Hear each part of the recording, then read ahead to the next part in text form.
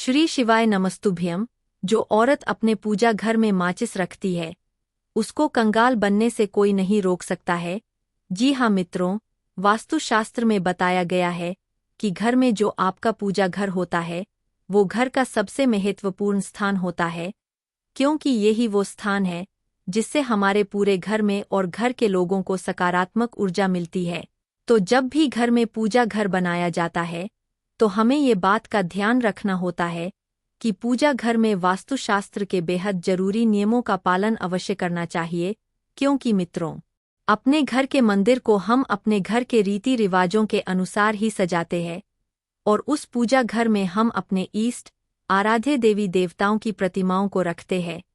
इसे में ये भी सभी जगह देखा गया है कि घर में हर सदस्य के अलग इष्ट देव होते हैं, तो उसके अनुसार सभी अपने इष्ट और आराध्य देवी देवता की मूर्ति और तस्वीर अपने घर के मंदिर में लगाते हैं। तो ये लगाना सही है या नहीं, आपको बता दे, अगर घर का हर सदस्य पूजा घर में अपने प्रिय देवी देवता की तस्वीर रखता है तो इससे आपने घर में देवी देवता की तस्वीर या मूर्ति की संख्या बढ़ती चली जाती है। मगर आपको बता दे, ये बिल्कुल भी सही नहीं होता है। पूजा घर में देवी देवताओं की संख्या एक सीमित होनी चाहिए, जिससे आपको अपने पूजा घर में रोज भगवान की पूजा करने में आपको आसानी हो सके। अब आप सोचेंगे कि तो क्या अब सबको अपने लिए अलग पूजा घर बनाना चाहिए? तो आपको बता दे, ऐसा नहीं है। घर में पूजा घर एक ही हो तो ज़्यादा सही रहता है, मगर उसका भी उपाय है जो आपको हम बताएंगे। मगर उससे पहले आपको बता दें, इसके अलावा भी बहुत सी ऐसी गलतियां हैं जो अक्सर अनजाने में ही सहीज यादातर सब से हो ही जाती है, और साथ ही उन गलतियों को लगातार नज़रअंदाज करने पर आप लोगों को आपकी पूजा अर्चना का सही फल नहीं मिलता है।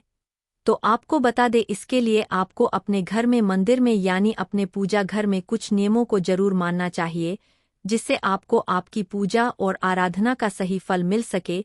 तो चलिए आज हम आपको बताते हैं पूजा घर से जुड़े हुए ये बेहद ही ज़्यादा महत्वपूर्ण नियम। मगर उससे पहले आप ये याद रखें कि वीडियो को पूरा देखें, नहीं तो ज़्यादा ही जरूरी जानकारी को आप मिस कर देंगे। तो वीडियो को स्किप करने की गलती ना करें। तो मित्रों, बात करते हैं कि सबसे पहली और सबसे बड़ी गलती जो अक्सर आप लोगों से ना चाहते हुए भी हो जाती है, वो है आपके घर के मंदिर को स्वच्छ ना रखना। जी हाँ, अपने घर के पूजा घर मंदिर जिसमें आप अपने घर में भगवान को स्थापित करते हैं, उस घर के मंदिर को कभी भी गलती से भी गंदा नहीं रखना चाहिए। साथ ही आप ये बात भी गांठ बांध ले कि अपने घर के पूजा घर में कभी भी पूजा करने जाए तो पूर्ण तरीके से स्वच्छ होकर ही जाए।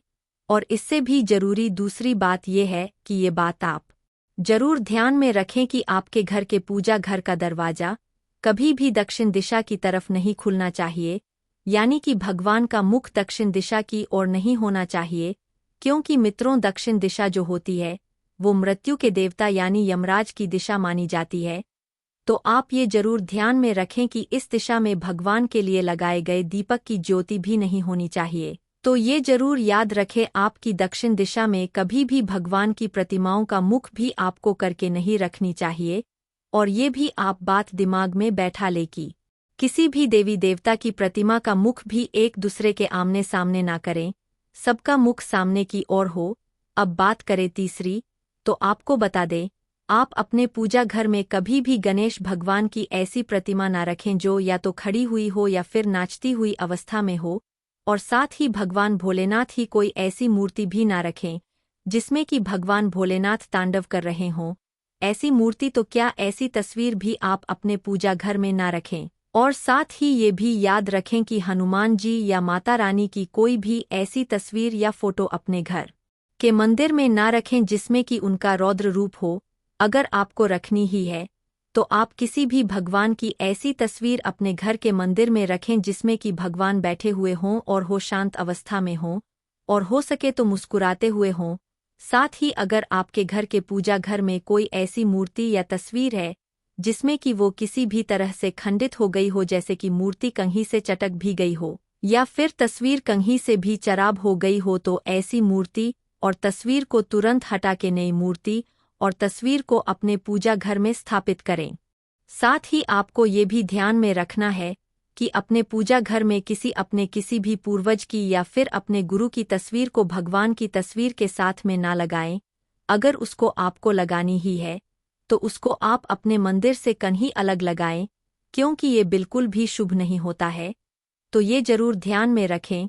साथ ही आप ये भी ध्यान में रखें कि पूजा घर में किसी भी देवता की मूर्ति या तस्वीर एक से अधिक नहीं होनी चाहिए। और साथ ही जिन मूर्तियों को आप अपने पूजा घर में रख कर रोज स्नान करते हैं, तो ऐसी मूर्तियों के लिए आप ये बात खास तौर पर ध्यान में रखें कि उन मूर्तियों की ऊंचाई 4 या 5 इंच ये ज्यादा या फिर 6 आंगुल से ज्यादा नहीं होनी चाहिए। और साथ ही आपको बता दें कि जहाँ तक आपको अपने घर में शिवलिंग रखने का प्रश्न है, तो घर में आपको शिवलिंग कभी भी 2 इंच से ज्यादा बड़ा नहीं रखना चाहिए। यदि आपको अपने घर के मंदिर में हनुमान जी की मूर्ति रखनी है, तो आप मार्केट से ऐसी मूर्ति लेकर आएं जो कि बैठी हुई अवस्था में आशीर्वाद देती हुई हो। अपने घर के मंदिर में राखी जाने वाली देवी देवताओं की मूर्तियां या फिर तस्वीरों के जो मुख है वो प्रसन्नचित्त होने चाहिए। साथ ही ये भी ध्यान में रखें कि मंदिर में राखी हुई मूर्तियों के बीच आपस में कुछ दूरी अवश्य ही होनी चाहिए। साथ ही आपको बता दें कि घर के मंदिर में काली माता और शनिदेव और साथ ही भैरव देव की मूर्ति को रखना वर्जित है। तो अब आपको ये बता दें कि आपको अपने घर में मंदिर में अगर आप कुछ भी नहीं जानते कि किन भगवान की मूर्ति रखें, तो आपको बता दें कि हमारे शास्त्र में पंच देवता की मूर्तियां रखनी चाहिए। वैसे तो प्रत्येक घर में इन 5 देवता की तस्वीर या मूर्ति जरूर होनी चाहिए। तो कौन सी है वो 5 देवता की मूर्ति बताते हैं आपको, मगर उससे पहले इस वीडियो को एक लाइक जरूर कर दें। मित्रों, पंच देवता में सबसे पहले आते हैं सूर्य देव। जी हाँ, अपने घर के पूजा घर में आपको सूर्य देव की तस्वीर या मूर्ति अवश्य ही रखनी चाहिए।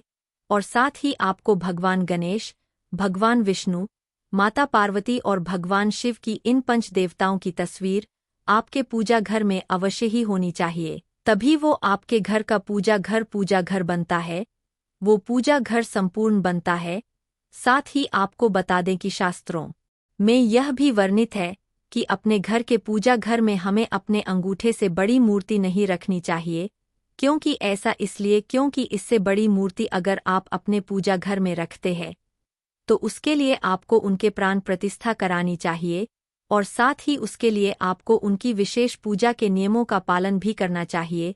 तो ध्यान रहे कि पूजा घर में भूल से भी किसी भी देवी देवता की खोखली मूर्ति नहीं रखनी चाहिए। उसमें मूर्ति किसी की भी हो, चाहे मिट्टी की हो या फिर धातु की, वह मूर्ति गलती से भी खोखली ना हो। क्योंकि मित्रों, ऐसी मूर्तियां जो होती है वो जल्द ही खंडित हो जाती है। साथ ही मंदिर में ये भी आप ध्यान में रखें कि जो तस्वीर आप मंदिर में लगाते हैं वो फटे कटे और धुंधले ना हो। अगर हो गए हैं तो तुरंत ही दूसरी लाकर बदल दें और उन तस्वीर को कहीं सिरा दें। साथ ही आप ये भी ध्यान में रखें कि अपने घर में मंदिर में किसी भी देवी देवता की उग्र तस्वीर या मूर्ति ना लगाएं। आप ये याद रखें कि भगवान का जो रूप आपको प्रिय लगे आप उसी रूप को अपने घर में मंदिर में लगाएं। क्योंकि देवता उग्र स्वरूप से आपके मन में भय की स्थिति पैदा ही होती है। और इससे ये भी होता है कि आपके घर में जो छोटे बच्चे होते हैं तो वो देवी देवता के ऐसे रूप को देखकर भयभीत हो सकते हैं और उनका भगवान के प्रति लगाव नहीं अथवा डर पैदा हो सकता है।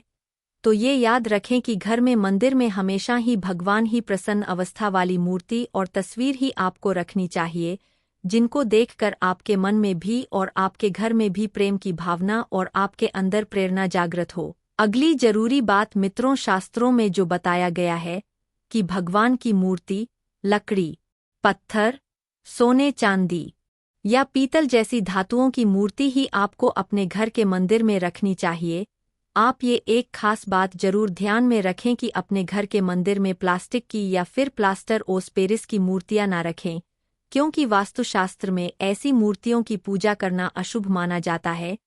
आप इन मूर्तियों को घर में किसी अन्य जगह रख सकते हैं, मगर पूजा घर में पूजा करने के लिए नहीं। अब सबसे मुख्य बात मित्रों की वास्तुशास्त्र क्या कहता है कि घर में मंदिर को रखने या बनाने का सबसे उत्तम स्थान कौन सा होता है, तो आपको बता दे दोस्तों, जैसा कि आप सभी जानते हैं कि भगवान तो इस संसार के कण कण में विराजमान है, मगर दोस्तों यहाँ बात चल रही है एक मंदिर की तो उसके लिए हर घर में एक निश्चित स्थान की आवश्यकता होती ही है, जिससे कि भगवान का स्मरण करते समय हमारा ध्यान भगवान की ओर केंद्रित हो। वास्तुशास्त्र में पूर्व दिशा बताई गई है, जो कि सबसे शुभ मानी जाती है। आपको बता दें कि यदि घर के मंदिर को ईशान कोण यानी पूर्व और उत्तर की बीच में बनवाया जाए तो ये सबसे उत्तम होता है, क्योंकि मित्रों ये स्थान सबसे ज्यादा सकारात्मक ऊर्जा का स्थान होता है। तो आपको बता दें कि इसी ऊर्जा से सकारात्मक ऊर्जा घर में प्रवेश करती है। लेकिन आप ये जरूर ध्यान में रखें कि आपके घर का वॉशरूम इससे दूर होना चाहिए। अपने घर का मंदिर आप ऐसे स्थान पर ना रखें या बनाएं जिस स्थान पर वॉशरूम हो, क्योंकि ये स्थान घर का सबसे नकारात्मक स्थान होता है। तो ऐसे स्थान पर आप अगर घर का पूजा घर बनाते हैं तो इससे आपको बेहद ही अशुभ परिणाम प्राप्त हो सकते हैं। इससे पूजा घर समय आपको नकारात्मक ऊर्जा प्रभावित कर सकती है। साथ ही आप ये भी ध्यान में रखें कि किसी के यहाँ मजबूरी हो, जिसके यहाँ कमरा ही एक हो तो दूसरी बात नहीं हो। आपको अपने बेडरूम में भी पूजा घर नहीं रखना चाहिए। घर के मंदिर का स्थान हमारे उठने बैठने और पूजा करने के स्थान से थोड़ा ऊपर होना चाहिए, क्योंकि भगवान को हमेशा ही अपने से ऊपर का स्थान देना चाहिए। साथ ही आप ये भी ध्यान में रखें कि पूजा घर में कोई भी सामान बिखरा नहीं होना चाहिए। पूजा घर में पूजा की सामग्री, पूजा की किताब सब अपने जगह पर होनी चाहिए। बहुत से लोग पूजा घर में सामान को बिखरा छोड़ देते हैं जल्दबाजी में, मगर ये गलत है। आपको ऐसा नहीं करना चाहिए, इससे नकारात्मकता आती है।